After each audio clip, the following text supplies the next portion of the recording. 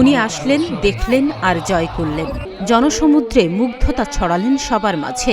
এদিন সকাল থেকেই তার আসার খবরে মানুষের ঢল নামে কক্সবাজার এলাকায়। অবশেষে নিশ্ছিদ্র নিরাপত্তা ব্যবস্থায় লাখো মানুষের জনসমুদ্রে নামেন জনপ্রিয় ইসলামী বক্তা ও গবেষক ডক্টর মিজানুর রহমান আজহারী। ওই দিন সকাল থেকেই আজহারীর আসার খবরে মানুষের ঢল নামে কক্সবাজার এলাকায়। কানায় কানায় পূর্ণ হয়ে যায় মাহফিল স্থল। তাফসিরকে কেন্দ্র করে ময়দানে স্থলে নিশ্ছিদ্র নিরাপত্তা ব্যবস্থা গ্রহণ করে আয়োজক কমিটি ও প্রশাসন।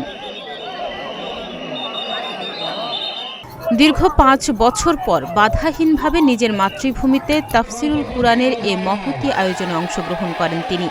শুক্রবার কক্সবাজার পেকুয়ায় রাত ৯:৩০টায় মঞ্চে ওঠেন মিজানুর রহমান আজহারী। ৯:৩৫ থেকে রাত ১০:৫৫ পর্যন্ত প্রায় ২ ঘণ্টা বয়ান করেন তিনি। আমরা ঐক্যবদ্ধ থাকতে চাই কি চাই না? এই আপনাদের গলার আওয়াজ। আমরা ঐক্যবদ্ধ জীবনযাপন করতে চাই কি চাই না? চাই। ঐক্যের কোনো বিকল্প নাই।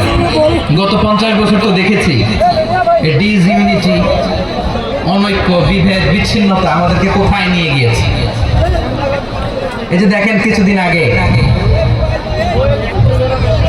আমাদের বর্তমান নেতা ডক্টর ইউনূস, উনি সব রাজনৈতিক নেতৃবৃন্দদেরকে ডেকেছেন একটা ইস্যুকে কেন্দ্র করে।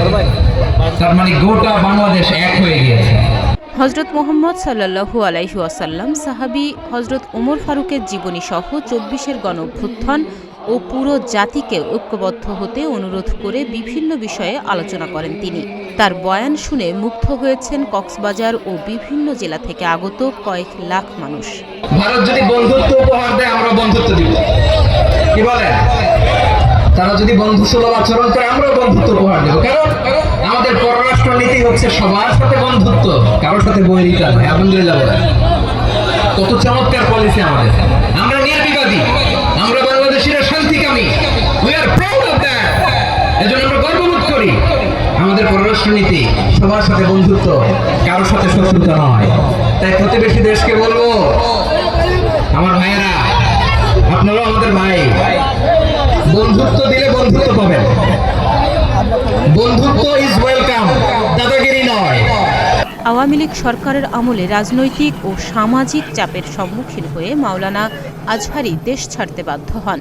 তবে এর প্রেক্ষিতে ২০২০ সালের ১৯ জানুয়ারি ফেসবুক স্ট্যাটাসে মিজানুর রহমান আজহারী জানান, পারিপার্শ্বিক কারণে এবং গবেষণার জন্য বাংলাদেশ ছেড়ে তিনি মালয়েশিয়া চলে যাচ্ছেন।